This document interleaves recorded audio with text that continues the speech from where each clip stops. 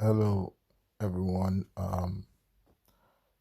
It's nice to have you back on this channel today. I really want to emphasize a little bit on the unity of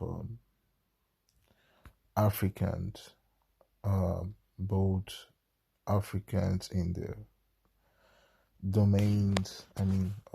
Domestic places where they are mostly constituted, that which will be Africa in itself, and those beyond the shores of Africa, and that is to say, the ones in the diaspora, be it the South Americans,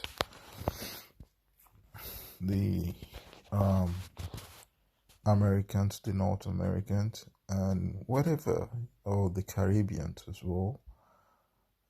And wherever you find yourself, I think it's very important to note that Africans are everywhere around the globe, mainly, which often their status or the way they live life is often, most of the time, they are often seen as second class citizen, if not um,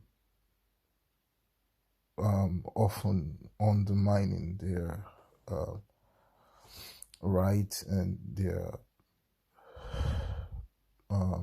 existence often, which usually they're often subjected to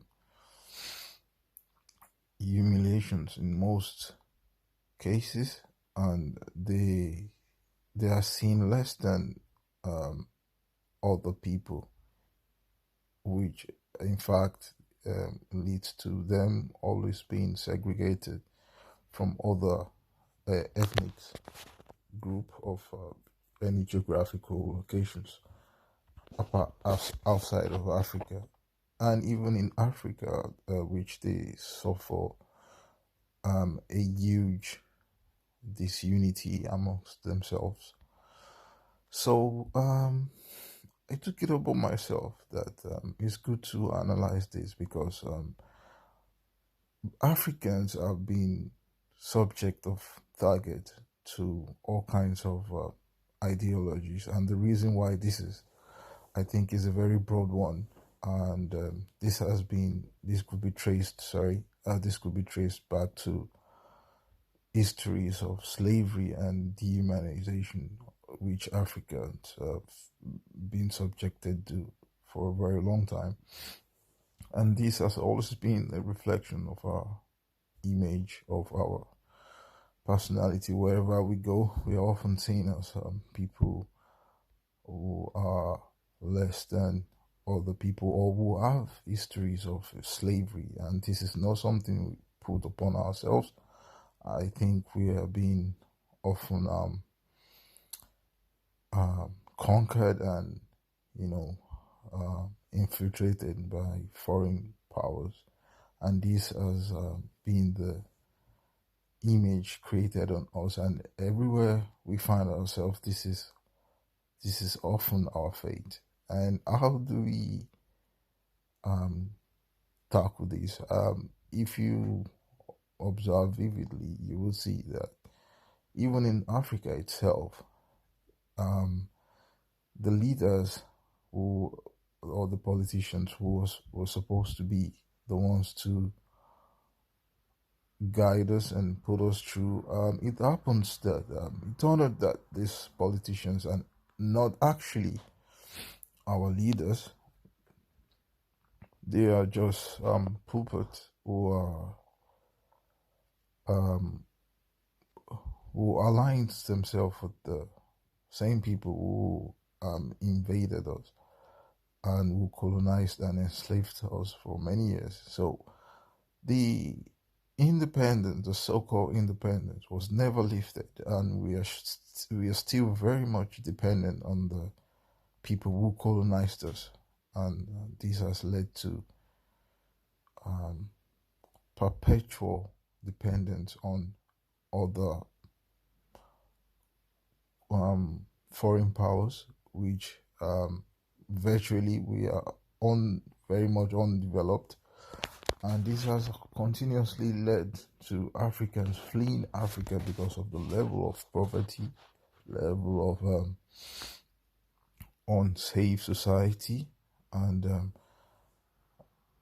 penury as is above the radar. So what the reason why I'm making this is to suggest something which I think might be might propagate our freedom, and this is the union of Africans.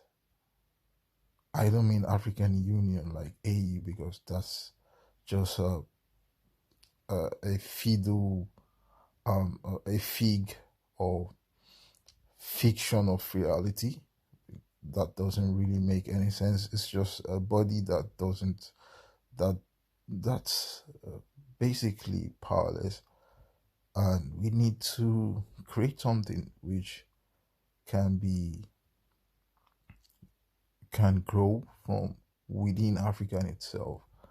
So my suggestion in this is that we should create a body which will project a kind of or propel a kind of force that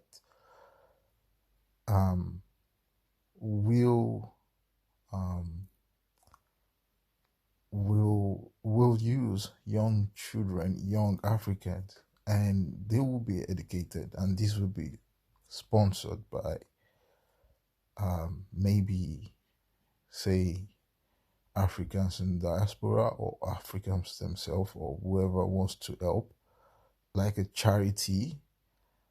But after this foundation is being laid, then the body will be made self-sufficient without it being dependent. And how is this going to be?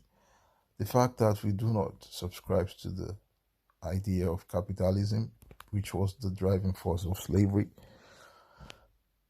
we are going to use this at the initial stage of this agenda to project our plant.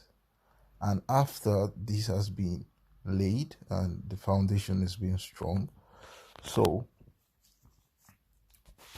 educational aspect of this we constitute like the vocational, the literacy, and ideological, and every aspect of education. And after this is self-sufficient, we will use these to to phantom, or sorry, to sponsor the other objectives in the agenda. Let's say, for instance, we're able to rear cattle. So from this cattle we can get different resources from it. Let's say the animal skin, the meat, and other things we can get from it. Then when we sell this, we will utilize the gain. We will buy more cattle from it. Then sponsor the school.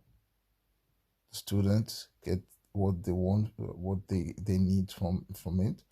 The rest will be used to buy more cattle. Then we continue. This is just like an hypothetical situation. I'm not saying this is how it's going to be, but it's just to give you a blueprint of what our expectation will be based on this idea. So we want to be self-sufficient. That's the objective of this school or this mission. In subsequent video, I will be emphasizing a little bit more on this.